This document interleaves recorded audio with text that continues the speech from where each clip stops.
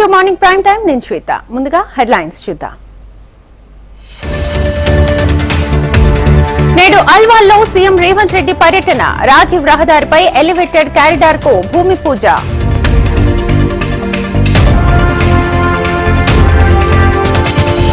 ఇవాళ ఢిల్లీకి చంద్రబాబు. పొత్తులపై బీజేపీ నేతలతో చర్చలు.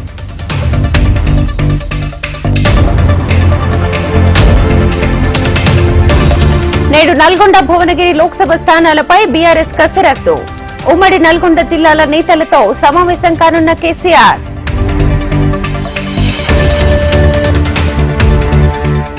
జనసేన గూటికి వైసీపీ నేత అరణి శ్రీనివాసులు. పవన్ సమక్షంలో జనసేనలో చేరనున్న ఎమ్మెల్యే.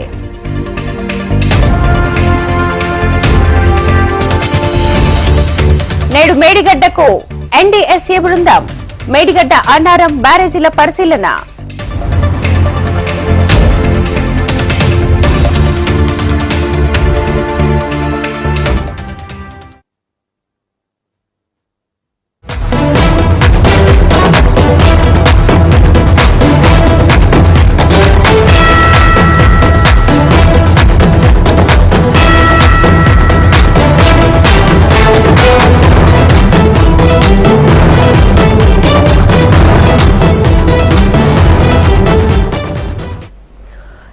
అధినేత చంద్రబాబు నాయుడు ఇవాళ ఢిల్లీ వెళ్లనున్నారు. సాయంత్రం 4 గంటలకు బాబు హైదరాబాద్ నుంచి ఢిల్లీకి బయలుదేరనున్నారు.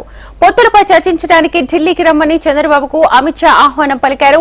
నేటి రాత్రి బీజేపీ అగ్రనేత అమిత్ షా, బీజేపీ జాతీయ అధ్యక్షుడు జేపీ నడ్డాలతో చంద్రబాబు భేటీ కానున్నారు. చంద్రబాబు ఢిల్లీ పర్యటన తర్వాత జనసేన అధినేత పవన్ కళ్యాణ్ కూడా ఢిల్లీకి వెళ్లే ఛాన్స్ ఉంది. చంద్రబాబు అమిత్ షా భేటీ తర్వాత పొత్తులపై క్లారిటీ వచ్చే అవకాశం ఉంది. టీడీపీతో పొత్తు పెట్టుకోవాలని హైకమాండ్ కు ఇప్పటికే మెజారిటీ ఏపీ బీజేపీ నేతలు సూచించారు. ఏపీలో బీజేపీ టీడీపీతో పొత్తు పెట్టుకుని 2-3 ఎంపీ సీట్లు గెలవాలనే బీజేపీ అధినాయకత్వం భావిస్తోందని తెలుస్తోంది. ఇదే అంశానికి సంబంధించి ఫుల్ డీటెయిల్స్ మా ఢిల్లీ ప్రతినిధి శిరీష్ అడిగి తెలుసుకుందాం లైవ్ ద్వారా. శిరీష్, టీడీపీతో దాదాపుగా పొత్తు ఖరారైందని చెప్పొచ్చు. ఎందుకంటే దీనికి సంబంధించి ఇప్పటికే 2 పార్టీలు కూడా ఒక అంగీకారానికి కూడా రావడం కూడా జరిగింది. సాయంత్రం చంద్రబాబు నాయుడు 4 గంటలకు ఢిల్లీకి చేరుకుంటారు. చేరుకున్న తర్వాత కేంద్ర హోంమంత్రి అమిత్ షా, బీజేపీ జాతీయ అధ్యక్షుడు జేపీ నడ్డాలతో సమావేశమవుతారు. దేశవ్యాప్తంగా బీజేపీ వివిధ పార్టీలతోటి కూడా పొత్తు అంశం అనేది కూడా ఒక కొలిక్కి రావడం జరిగింది. మహారాష్ట్రలో ఏక్నాథ్ షిండే, అదేవిధంగా అజిత్ పవార్ కి సంబంధించిన వర్గాలతోటి కూడా పొత్తు ఖరారు కావడం కూడా జరిగింది. ఇక ఒరిస్సా విషయానికి వస్తే ఒరిస్సాలో బిజు జనతాదళ్ పార్టీ తోటి కూడా బీజేపీ పొత్తు అనేది కూడా ఖరారైంది. అక్కడ బీజేపీ, బిజు జనతాదళ్ 2 పార్టీలు కూడా కలిసి పోటీ చేయాలన్న ఒక నిర్ణయానికి కూడా రావడం కూడా జరిగింది. ఇక ఆంధ్రప్రదేశ్ విషయానికి వస్తే ఆంధ్రప్రదేశ్ లో కూడా పొత్తుకు సంబంధించి కూడా ఒక క్లారిటీ అనేది కూడా వచ్చినట్లుగా కూడా తెలుస్తుంది. కాకపోతే ఎవరు ఎన్ని స్థానాల్లో పోటీ చేయాలనే దానిపైన మాత్రం ఇంకా స్పష్టత అనేది కూడా లేదు. దానికోసమే చర్చలు అనేవి కూడా కొనసాగుతున్నాయి. అయితే పొత్తు అనేది కూడా 100% అనేది కూడా ఉంటుంది. కాకపోతే 2 పార్టీలు కూడా ప్రతిపాదిస్తున్నట్లుగా దానికి మధ్య మార్గంగా ఒక ఫార్ములా అనేది కూడా ఉంటుందని చెప్తున్నారు. బీజేపీ 8 లోక్సభ స్థానాలు అడుగుతుంటే టీడీపీ 5 ఇచ్చేందుకు సుముఖంగా ఉంది. అయితే అసెంబ్లీ స్థానాల విషయంలో పెద్దగా అభ్యంతరం లేకపోయినప్పటికీ కూడా పార్లమెంటు స్థానాల విషయంలోనే బీజేపీ అభ్యంతరాలన్నింటి కూడా వ్యక్తం చేస్తుంది. తాము అడిగినన్ని సీట్లు ఇచ్చి తీరాల్సిందని చెప్పేసి కూడా బీజేపీ పట్టుదలతో కూడా ఉంది. అయితే ఇక్కడ బీజేపీ ఒక రకమైన రాజకీయ వ్యూహాన్ని కూడా అనుసరిస్తుంది.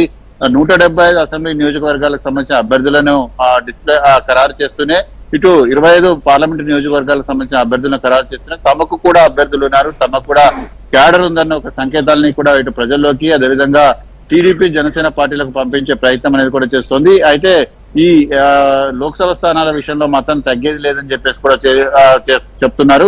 సో సాయంత్రం చంద్రబాబు నాయుడు జరిగే చర్చల్లో ఈ లోక్సభ స్థానాల విషయం పైన ఒక స్పష్టత అనేది కూడా వచ్చే అవకాశాలన్నింటి కూడా కనపడుతున్నాయి. అయితే 6 లోక్సభ స్థానాలకు ఒక రాజీ ఫార్ములా అనేది కూడా కుదరవచ్చు అని చెప్పేసి కూడా తెలుస్తోంది. ఎందుకంటే ఇటు పార్టీ నేతలకు కూడా చంద్రబాబు నాయుడు సర్ది చెప్పుకోవాల్సి ఉంటుంది. కాబట్టి ఎక్కువ స్థానాల్లో పోటీ చేయడం అంటే ఇటు టీడీపీ కూడా చాలా బలంగానే ఉంది, టీడీపీ కూడా బీజేపీ కంటే ఎక్కువ బలంగా ఉంది. కాబట్టి తమకు కూడా ప్రాధాన్యత అనేది కూడా కావాలి. మొత్తం సీట్లన్నీ కూడా బీజేపీకి ఇచ్చినట్లయితే రేపు రాష్ట్రంలో ఒకవేళ ప్రభుత్వం అనేది కూడా ఏర్పడితే జాతీయ స్థాయిలో అధికార పార్టీపై ఒత్తిడి పెంచడానికి తమకు ఎటువంటి ప్రత్యామ్నాయం అనేది కూడా ఉండదు. ఎంపీ సీట్లే ప్రాంతీయ పార్టీలకు ప్రత్యామ్నాయ మార్గం కాబట్టి ఎంపీ సీట్ల విషయంలో కూడా తగ్గద్దు అని చెప్పేసి కూడా చంద్రబాబు నాయుడుకి పార్టీ క్యాడర్ సూచిస్తున్నట్లుగా కూడా తెలుస్తోంది. దాదాపుగా 6 నుంచి 7 లోక్సభ స్థానాలు ఇచ్చేందుకు సిద్ధంగా ఉంటుంది. కానీ బీజేపీ మాత్రం ఎట్టి పరిస్థితుల్లోనూ 8 లోక్సభ స్థానాలంటే కూడా కావాల్సిందే అని చెప్పేసి కూడా పట్టుబడుతున్న నేపథ్యంలో దీనిపైనే కొంత ప్రతిష్టంభన అనేది కూడా కొనసాగుతోంది. సో రెండు పార్టీలు కూడా ఒక రాజీ ఫార్ములాకి వచ్చి రెండు కలిసి కూడా పోటీ చేస్తాయి తప్ప పొత్తు ఉండకపోవడం అనేది కూడా దాదాపు ఉండకపోవడం అనేది కూడా జరగదు అని చెప్పేసి కూడా టీడీపీ వర్గాలు చెప్తున్నాయి. ఇటు టీడీపీకి సంబంధించిన నారా లోకేష్ కానీ లేకపోతే రామ్మోహన్ నాయుడు లాంటి వాళ్ళందరూ కూడా ఎట్టి పరిస్థితుల్లోనూ పొత్తు అనేది కూడా ఉంటుంది. కాకపోతే ఎవరెన్ని సీట్లలో పోటీ చేస్తారనే దానిపైన మాత్రమే చర్చలన్నిటి కూడా జరుగుతున్నాయని చెప్పేసి కూడా చెప్తున్నారు. ఒకవేళ ఈ రోజు రాత్రి అమిత్ షా జేపీ నడ్డాలతో జరిగే సమావేశంలో క్లారిటీ అనేది కనుక వస్తే ఓకే అయితే రేపు ప్రధాని నరేంద్ర మోడీని చంద్రబాబు నాయుడు కలిసే అవకాశం కూడా ఉంది. రెండు పార్టీలకు సంబంధించి ఒక ఉమ్మడి మీడియా సమావేశాన్ని కూడా ఏర్పాటు చేసి ఆ మీడియా సమావేశంలో దీనికి సంబంధించిన ప్రకటన చేయాలని చెప్పేసి చంద్రబాబు నాయుడు భావిస్తున్నారు. మరి ఆ విషయంలో బీజేపీ ఏమంటుంది అనేది కూడా చూడాలి. ఏదైనప్పటికీ కూడా పొత్తుకు సంబంధించిన ప్రకటన అనేది రేపు ఉండే అవకాశాలు అనేవి మాత్రం స్పష్టంగా కనపడుతున్నాయి. రేపు ముఖ్యంగా 8వ తారీఖు శివరాత్రి కాబట్టి రేపు సాయంత్రం బీజేపీకి సంబంధించిన కేంద్ర ఎన్నికల కమిటీ సమావేశం జరుగుతుంది.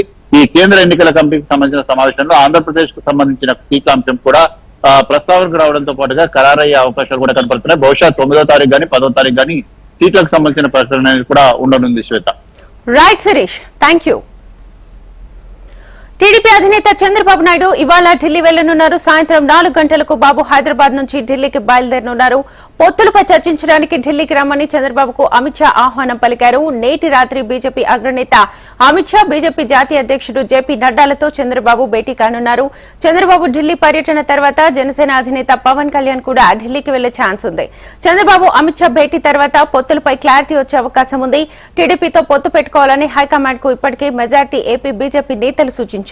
ఇటు ఏపీలో బీజేపీ టీడీపీతో పొత్తు పెట్టుకుని 2-3 ఎంపీ సీట్లు గెలవాలని బీజేపీ అధినాయకత్వం భావిస్తోందని తెలుస్తోంది.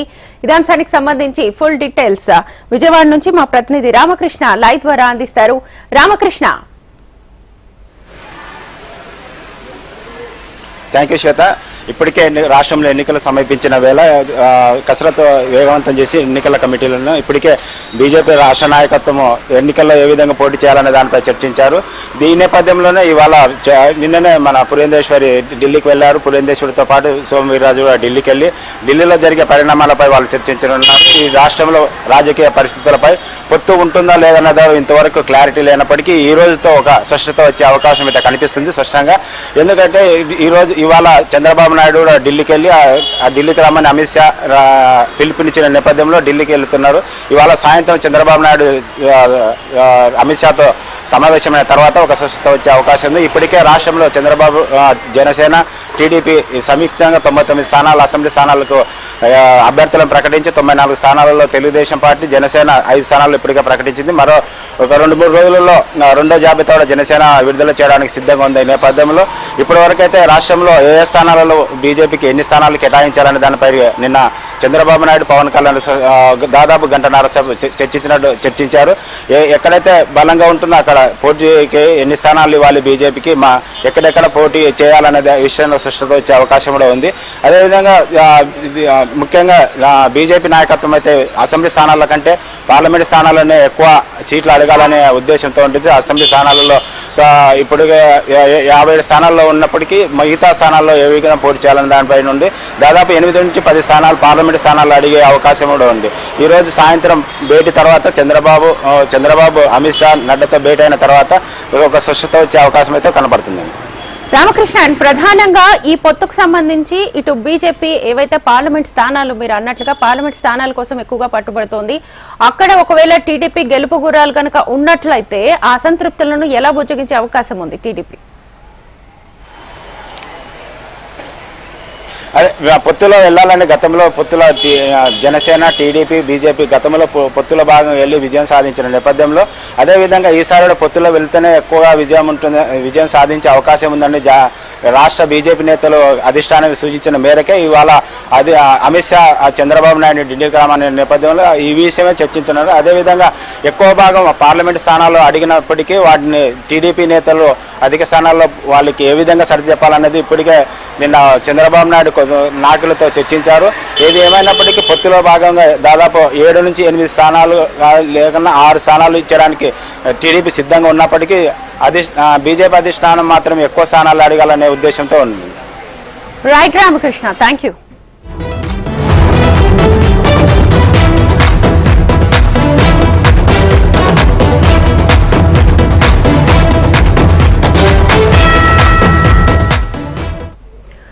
నేడు సీఎం రేవంత్ రెడ్డి అల్వాల్లో పర్యటించనున్నారు. హైదరాబాద్ రామగుండం రాజీవ్ రహదారిపై ఎలివేటెడ్ కారిడార్ కు భూమి పూజ చేయనున్నారు. ఈ ఎలివేటెడ్ కారిడార్ నిర్మాణంతో సికింద్రాబాద్ లో ట్రాఫిక్ కష్టాలు తీరనున్నాయి. హైదరాబాద్ రామగుండం రాజీవ్ జాతీయ రహదారిపై తెలంగాణ ప్రభుత్వం భారీ ఎలివేటెడ్ కారిడార్ నిర్మించనుంది. మధ్యాహ్నం 12:30 భారీ ఎలివేటెడ్ కారిడార్ కు సికింద్రాబాద్ లోని ఆల్వాల్ టిమ్స్ సమీపంలో భూమి పూజ చేయనున్నారు సీఎం రేవంత్. ఈ భారీ ఎలివేటెడ్ కారిడార్ నిర్మాణం 11.30 కిలోమీటర్ల పొడవు 6 లేన్ల వెడల్పుతో జరగనుంది. దీంతో సికింద్రాబాద్ సిటీలో ట్రాఫిక్ కష్టాలకు చెక్ పెట్టనున్నారు. కరీంనగర్ వైపు మెరుగైన రవాణా సదుపాయాలు కల్పించడంలో భాగంగానే హైదరాబాద్ రామగుండం రహదారికి మహర్దశ పట్టనుంది.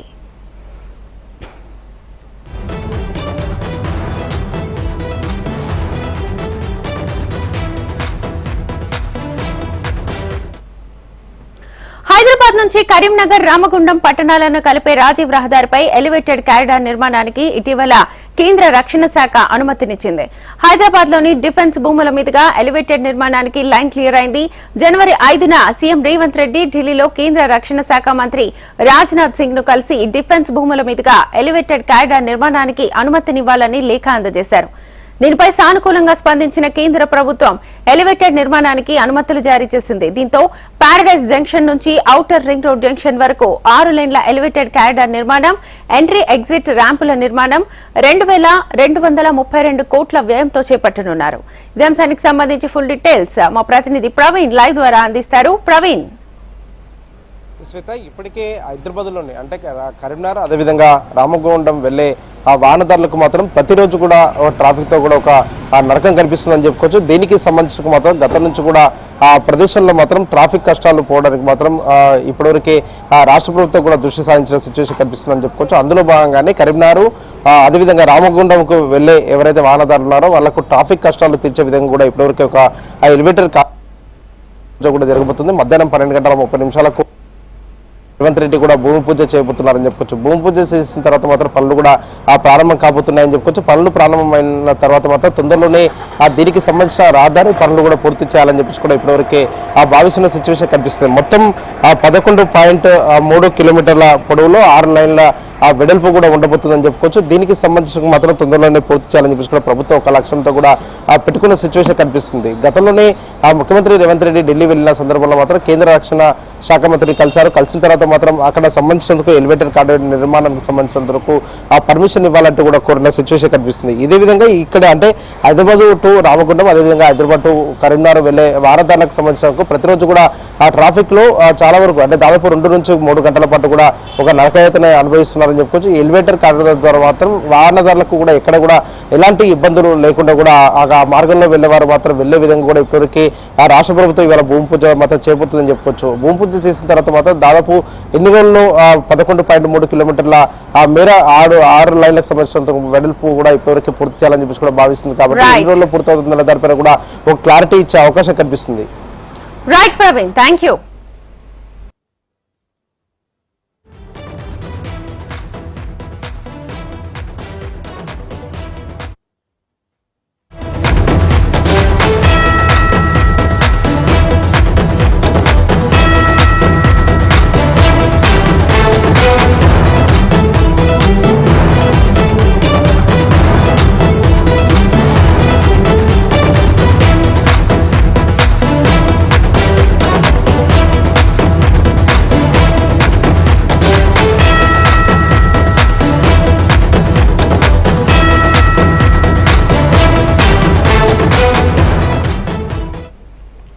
లోక్సభ ఎన్నికలపై బీజేపీ ఫోకస్ చేసింది. అత్యధిక స్థానాల్లో గెలుచుకోవడమే టార్గెట్ గా కమలం పార్టీ వ్యూహాలు రచిస్తోంది.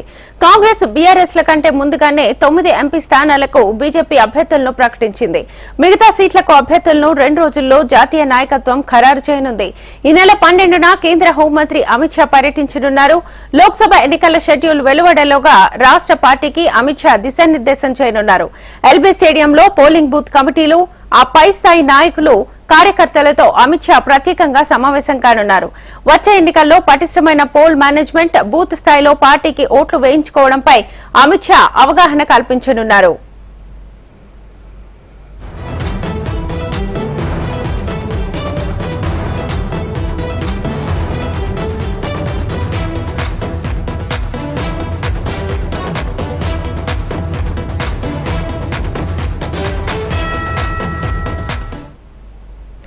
లోక్సభ ఎన్నికలపై బీజేపీ ఫోకస్ చేసింది. అత్యధిక స్థానాల్లో గెలుచుకోవడమే టార్గెట్ గా కమలం పార్టీ వ్యూహాలు రచిస్తోంది.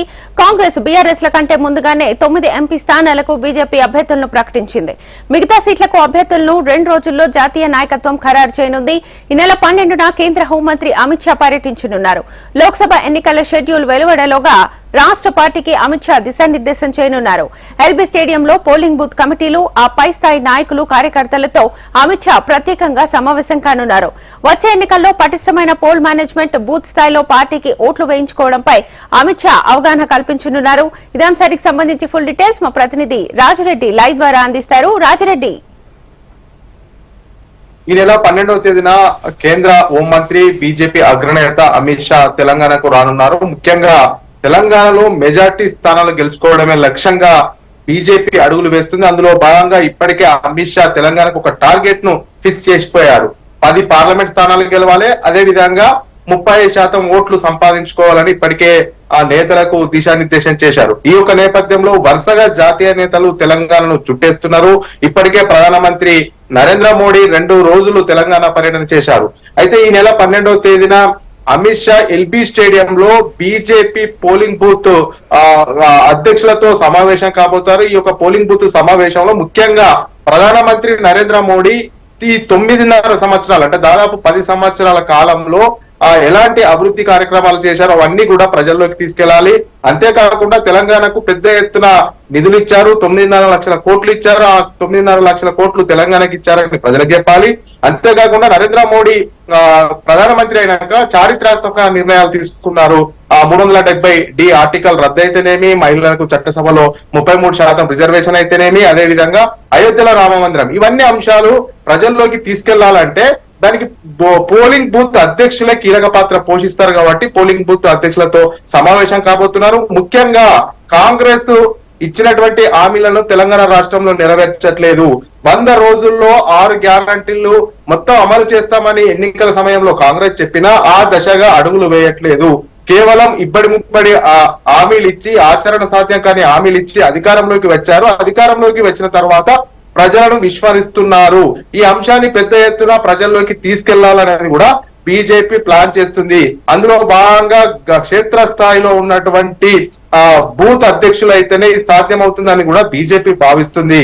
అందులో భాగంగా దాదాపు 34,000 పోలింగ్ బూత్లు బీజేపీకి ఉన్నాయి. 34,000 మంది పైచీలకు ఈ యొక్క సమావేశానికి హాజరు కాబోతున్నారు. ఎల్బీ స్టేడియంలో కార్యకర్తలను ఉద్దేశించి పూర్తిగా అమిత్ షా దిశానిర్దేశం చేయబోతున్నారు. అంతేకాకుండా గత 10 సంవత్సరాల్లో బీఆర్ఎస్ వైఫల్యాలను, బీఆర్ఎస్ కు ఓటు వేసినా వృధా అవుతుంది, పార్లమెంట్ లో వాళ్ళు గెలిచి కూడా లాభం లేదు, తెలంగాణ అభివృద్ధి కావాలన్నా, నిధులు ఎక్కువ కావాలన్నా బీజేపీకే ఓటు వేయాలని పెద్ద ఎత్తున ప్రజల్లోకి తీసుకెళ్లాలని బూత్ కమిటీ అధ్యక్షులకు అమిత్ షా దిశానిర్దేశం చేయబోతున్నారు. Right Rajireddy, thank you. కేంద్ర జలశక్తి మంత్రిత్వ శాఖ ఏర్పాటు చేసిన 6 నిపుణుల కమిటీ ఈ రోజు నుంచి కాళేశ్వరం ప్రాజెక్టును పరిశీలించనుంది. ఎన్డీఎస్ఏ చైర్మన్ చంద్రశేఖర్ అయ్యర్ అధ్యక్షతన ఏర్పాటైన కమిటీ మేడిగడ్డ, అన్నారం, సుందిళ్ల బ్యారేజీలను సందర్శించనుంది. 2 రోజుల పాటు డ్యాంలను సందర్శించి డిజైన్లు, నిర్మాణాలను ఈ కమిటీ పరిశీలిస్తుంది. కమిటీకి అవసరమైన సహకారం అందించేందుకు నీటిపారుదల శాఖ యంత్రాంగం సిద్ధంగా ఉందని ఇప్పటికే మంత్రి ఉత్తమ్ కుమార్ రెడ్డి తెలిపారు.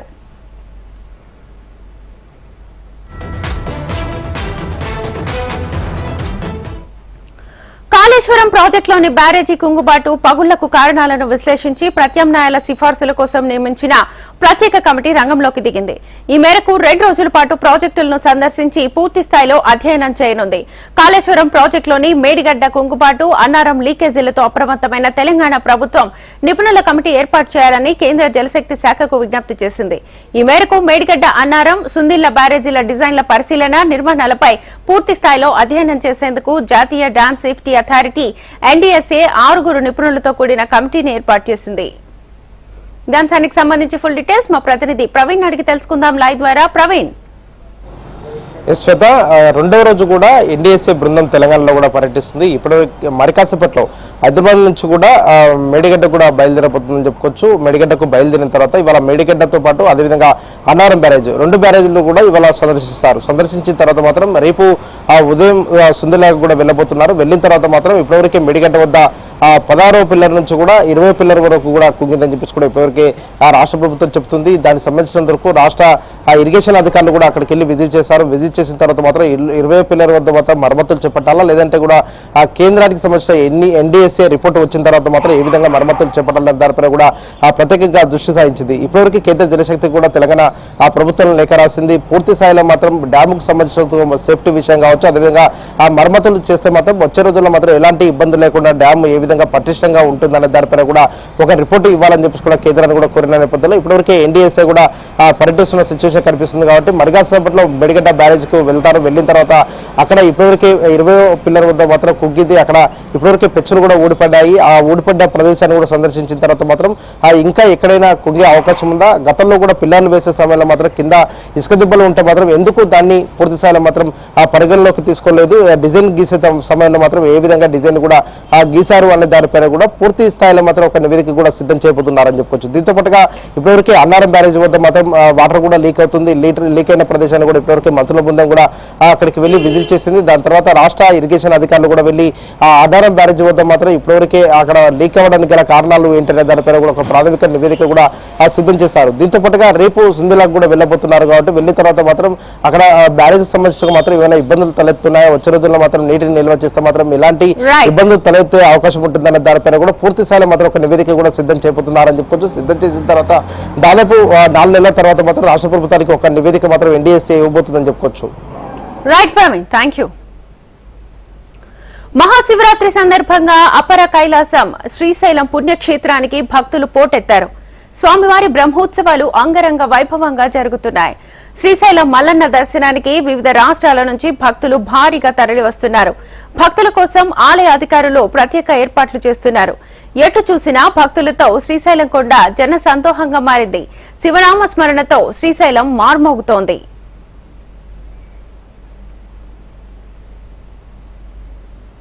ఇవి ఇప్పటివరకున్న updates. Keep watching HM TV. వార్త ఆగదు, నిజం దాగదు.